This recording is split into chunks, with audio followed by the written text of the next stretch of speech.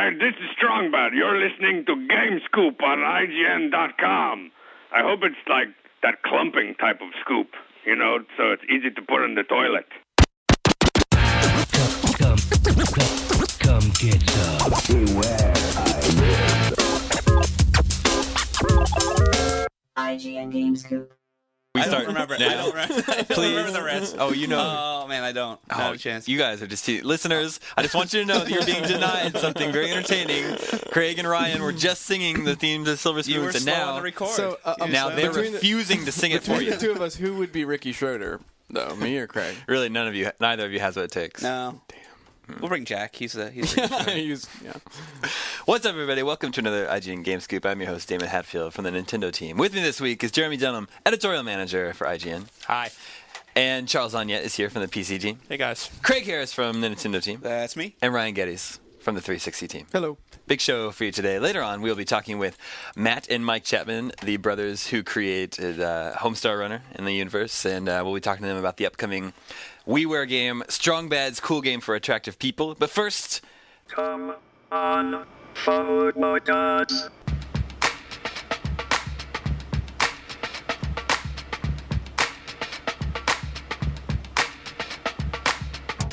Okay, well, now we have Matt and Mike Chapman on the line, the creators of Homestar Runner, the Homestar universe, and also the upcoming WiiWare game, Strong Bad's Cool Game for Attractive People. What's up, guys? How's it going? It's going great. Please describe for us and for the listeners the Homestar universe in your own words. That is the worst first question I've ever heard. That was Craig's idea. It's my idea. That was Craig's idea. Not everyone knows what Homestar Runner is, and it would be great to hear from from you guys, the creators of it, explain to us. No, that's a good question. It's hard to answer question. That's Sure. It's a terrible question. I don't know. It's a world full of weird, sort of human characters that are missing a lot of limbs And facial features. That interact and kind of behave sometimes like they're in grade school and sometimes like they're in college, sometimes like they're a bunch of old married couples. It's kind of its own thing. It references the real world, but it stays pretty general in those references, so it's kind of its own weird universe. And I don't know. That sounds like the worst thing I've ever heard of. That's why I don't like answering that question. Well, obviously it's changed over the years. I mean, the series, the actual universe has evolved from when the creation of it to today. Like, explain that transition, that how it's changed over the years. Yeah, you tell them about what it started as, Mike. Well, it started as a very kind of kids' book, very general, just like there was maybe 6 characters and green grass and a blue sky, and that was it. Like, that was the setting, and those were the characters, and everything was revolved around sporting events, and it was just kind of good guy versus bad guy. And then as we wrote cartoons, it was more fun to sort of talk about what was going on in between these sporting events, and then the sporting events just kind of completely went by the wayside. And it was just about these characters, really. We kind of think of it as if the drawings that you drew when you were like 3, where it's, a drawing of your family, and so each person is a circle with legs coming right out of their head. Yeah. And the car is just like the wheels are on sticks. I always love that. Our nephew Colin just drew a picture of a skateboard, and there's the skateboard, and then sticks come out of the skateboard, and then wheels are on the sticks. And but if all that stuff grew up kind of or fleshed out, yeah, and didn't look so doodly, that's kind of what these characters are. Which is that's not conscious, but that's kind of how it ended up. We made them just for Xerox Kinko's books that we made in the mid '90s, and then when we started animating them, it was just purely by luck that half the characters don't have mouths or hands and stuff like that, so they're very easy to animate. Yeah, people think that was by design so that it would be easy and quick to make cartoons, but we just got really lucky. And what roles do each of you take in creating the cartoons? Creation is pretty 50-50. I mean, we both write everything.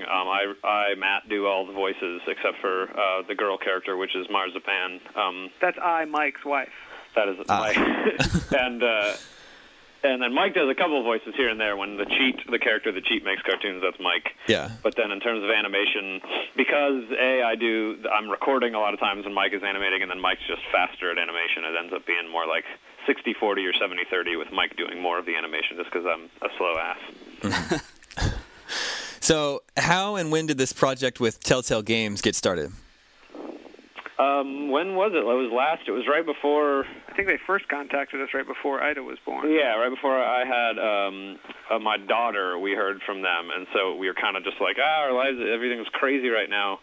I'm about to have a baby, so we were super psyched to hear from them. It was just Joel, their marketing dude, just emailed, and he just emailed the general email address on the site.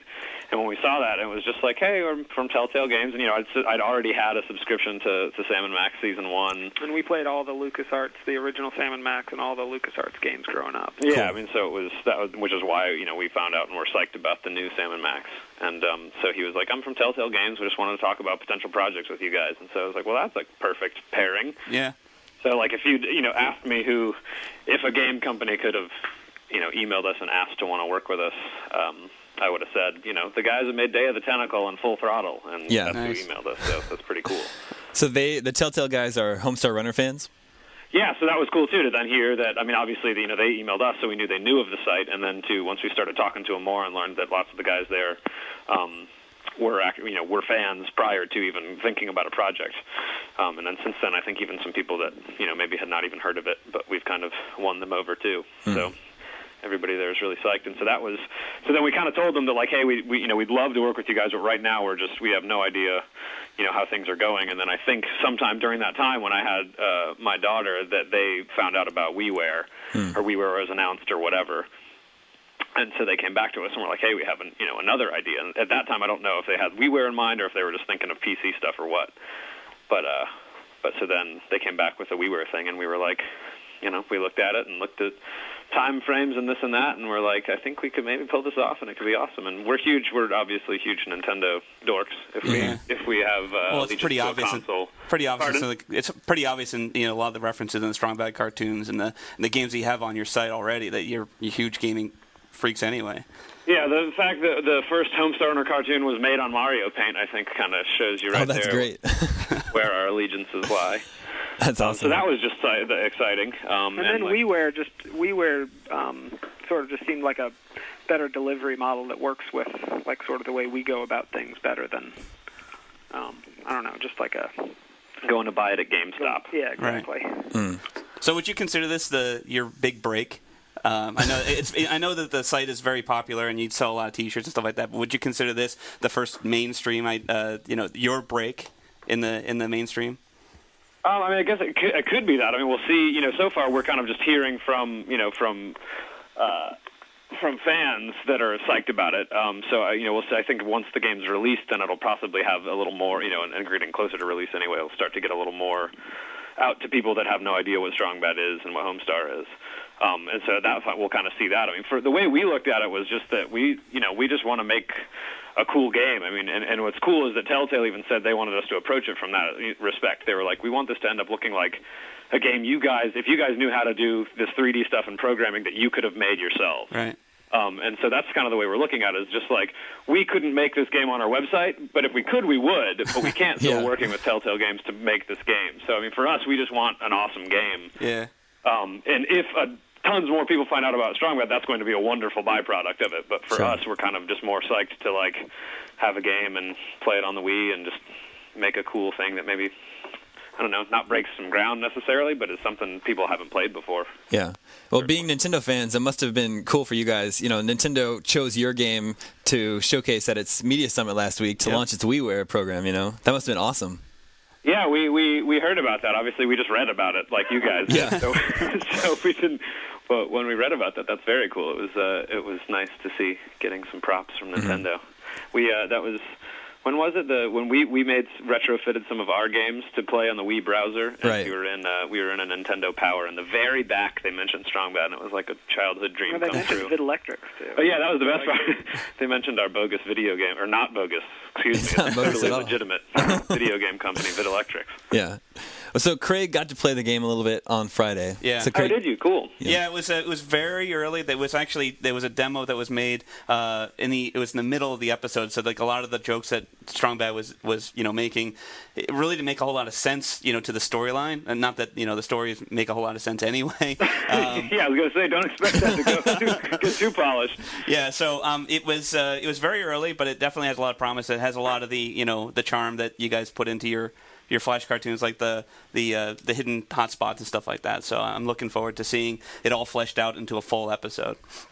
Yeah, I think I don't know if we're supposed to talk about this or not, but it sounded like the playable demo thing they kind of found out very late in the game, and they originally were just planning on having a trailer ready, and so I think that demo, they kind of were having to just take stuff from later in the game and be like, what can work for a demo?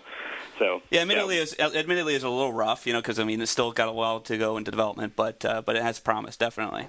Yeah, we're really excited with the way it's going, especially because it's cool. We've got the Telltale tool. They've set us up with that, and so we can just download updates as they like, hey, there's a new model of this thing, and go check it out, or this environment, or whatever. Totally. So it's pretty awesome. We can check out in real time, what they're doing, and we've basically been playing the game kind of in its rough format since the beginning. So for us, the game looks like super polished because we saw it when it was extra rough. Yeah. So I'm like, we've got it kind of coming at it from an earlier standpoint. Now, do you do this all remotely? I mean, you have your own recording studio, so you guys work in your own little studio and they work there. How does that work? Yeah, tell him, Mike. I've been talking too much. Well, we for the recording, we record everything here. Just I don't know, it's hundreds and maybe 1,000 or so lines of dialogue, and so we just recorded them and made them in a bunch of zip files and uploaded them to them. So that's how the sound recording works. And then we have a conference call with them every week. And send 1 million emails, and they send us scripts that we go over and make slight changes to and whatever. And but there's a lot of back and forth, mostly through email, but phone calls and whatever as well. That was one of the things that was not a deal breaker, but like that we definitely wanted to do, is that we didn't want to have to be going into a studio, some extra special studio to record all the dialogue. Like if we were going to be doing this, we wanted it to work kind of the way that we make cartoons, which is that we have our little office studio type space. And that's where we have our little recording thing. And so that was kind of, if they were like, oh, well, we need you to go to some fancy studio and record with this professional equipment and stuff, then we might have balked at that just because it was like, but that's like, then we can't do that in our boxes, or like, I don't know, we can't be as lazy about it. So yeah, it's nice that we kind of like, we're kind of making it like the way we make cartoons, which is nice, so that we're not, totally changing the way we do things. Mm-hmm. So it feels a little more natural for us. I feel like it'll keep it feeling like a Homestar Runner cartoon as opposed to like kind of forced Homestar Runner cartoon, Mm-hmm. Yeah. So you're doing your own cartoons, and then you got to do the voice work for the Telltale game. I mean, this is your full-time job. You don't have anything else going on, do you? Oh no, the website, we've been doing that full-time for five years now. Is that right, Mike? 6 years. 6 years. So this is on top of that, which is like, it's definitely more work than we thought, which is good. I mean, the Telltale's letting us be way more involved than I think if we had gone with, if some big studio had approached us or something. I think they would have just been like, here, sign the line, and we'll send you the game in 6 months, Yeah. or 2 years probably. Yeah. Which is the other cool thing about Telltale, where when we first were talking to them, and they're like, yeah, so we'll have the first episode ready by this date, and it was like so soon that we were like, are you kidding me? That's awesome. So that's cool too, because that fits with us as well in terms of just like, we just make our stuff. We try and update every week, but at the same time, there's also things where we're like, we get an idea for whatever, and we make it, and we can put it up, and do that in the course of a day, basically. Mm-hmm. So it's kind of cool that like their model is kind of the video gaming equivalent of that. Was it planned to be an episodic series from the very beginning? That's what they pitched to us. So. Yeah, that's what they. I mean, I think if we had asked for something else, they would have considered it. But I mean, that's what they're set up to do and do. If Sam and Max is whatever any evidence of it is doing pretty well, I would say. About how long do you guess each episode will be? That I don't know. Well, we've played through like an alpha, and but that's super bare bones, and it's kind of a glorified text adventure at that point, which is cool with me if it actually stayed like that. But I really don't know. I don't even know. I'm not sure what the number is that they're shooting for. I'm surprised that once we heard, because there's this footprint that Wii games can have. Is that public knowledge? It's speculated, but Nintendo hasn't really come out and said this is the... And I'm not going to say the number. But there's a number, there's a finite number. These games can't be huge, Right. And we're amazed. I mean, like Mike said, we've recorded thousands of lines of dialogues for one episode. And so, just from an audio standpoint alone, much less there's going to be a whole game around this thing, I'm pretty amazed at what they're fitting into it. So I would hope for, and we don't know the price either at this point, but I would hope for what it is and how it looks and how it feels that it'll feel like worth way more than what you're getting. Like I feel like you'll be getting a pretty good deal out of from a gameplay and enjoyment standpoint of the game. That's what we're hoping for. So, are you guys going to be doing any sort of like cross promotion of the game to the website and vice versa? We put up a trailer last week on our website. That's not. I mean, I think now they're linking to it on theirs. But we'll do. We want to do. We want people on the website to know about it. So obviously we'll be cross promoting it like that. We probably won't do. We try, because the site, we've always kept it ad-free of other stuff. I mean, we advertise for our own stuff, obviously, right. So there's a place for it on the site. But, we'll probably, since they have the site for it and they have a nice forum and a community already, we'll probably keep a lot of it over on Telltale's side, and then obviously just kind of like send you from Homestar Runner over to Telltale. Just let the fans know when there's a new episode out or some new bit of news. Like, will the game ever make it into the Homestar Runner universe, the website? Like, say, will Strong Bad answer an email that has something to do with the Wii game or anything like that? I don't know. That feels like advertising. Yeah. But I mean, where it's appropriate, Yeah. like I'm sure there's some stuff like that. That's what we kind of told them was, that we're extra sensitive about it because we've never done any. This is the first like licensing type thing we've ever done.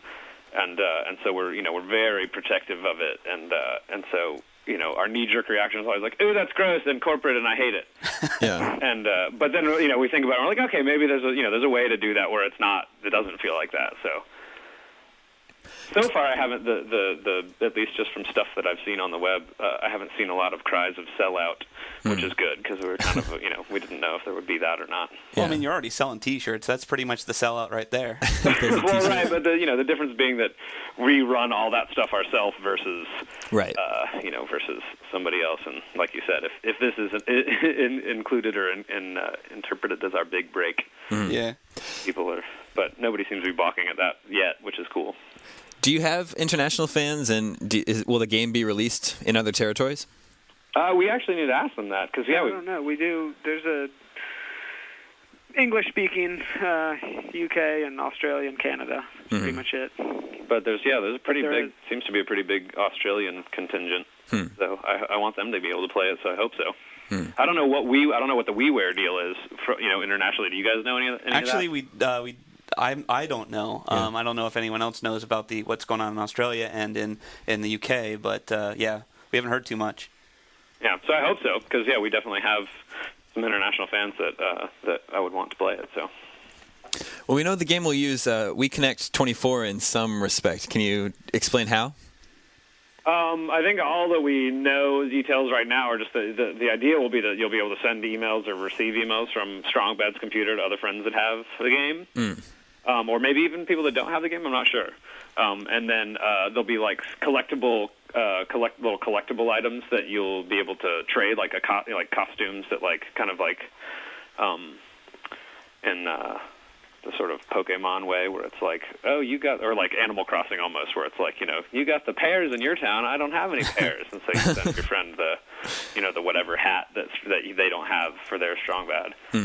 Yeah, they made mention of that you can create your own Teen Girl Squad cartoon. Is that something you guys came up with, or is that what the Telltale guys are doing? We're working with them. I mean, like we said, it's cool that we're pretty heavily involved in all of it. So we're working with them on that. We're trying to iron out exactly how it will work. The idea is that it's basically like it's an interactive Teen Girl Squad cartoon. It's sort of like kind of somewhere between like a choose your own adventure and I don't know. What else would you say, Mike? I don't know. Talking about stuff like that. Yeah, she's because that's public knowledge. Oh, okay. We had to have a what don't talk about this conversation before we talked to you Makes guys. sense. Yeah, we understand. But yeah, so that's the idea, is that it's kind of basically an interactive Teen Girl Squad comic that you're kind of deciding the fate, the horrible, grisly fate of the teen girls. So when they send you a build of the game to try out and make sure that everything is going right, is it through the Wii, or is it because I know it's coming out for the PC as well? Are you getting the PC version try out? Yeah, we're just on PC right now. Yeah, we don't have the, what do they call them, green top, red top. We don't have All those, the debugs, yeah. And do you play a strong bat in the game? Yeah, Is that you're how it works? Strong Bad, yeah. Okay, That's for this episode, this whole series, we just went with Strong Bad and figured that's, he's the most recognizable, and as a protagonist, I feel like, at least for this, he's kind of the, not that I love Homestar. Homestar's my favorite character, but it's kind of charming to get to be the asshole, and so I think that making Strong Bad be the protagonist has. But I think there's definitely Homestar's got, I think he's got potential for being a lead character too. But for this series, it'll all be Strong Bad. Mm-hmm. Cool. And the first episode is coming in June, right? That is still what they're saying, yeah. So it's still in that kind of first month of WiiWare launch window. So it'll be good. We'll wait and see how the other stuff does. I'm definitely looking forward to playing the final build. Yeah. So. Yeah, I'm really excited for the game, guys. I can't wait to play it myself. Yeah, we're with you guys. We're the same way. I'm just like, I can't wait. I hope that it's good. It was funny too because Telltale was giving us hints that they're working on the next license. Yeah. It wasn't something that we'd expect. Yeah. And I didn't expect this at all. I mean, I thought it was very, very cool when they told us what it was going to be, and setting up all these exclusives to write about it. And I was like, oh my god, that's so great. Well, good. Well, so a lot of people, it's cool. It seems like it's a pretty good fit, and I was surprised that they're looking on Telltale forums and on like Homestar forums. There's a lot of crossover. Like there's some people being like, hey, I didn't know what this was. What is it? And kind of learning what Telltale is on our side and learning what Homestar is on their side. But overwhelmingly, it's just people that knew already, which is pretty cool to see that our audience has already had kind of a pretty huge crossover, which makes it feel like this was a natural fit. Yeah.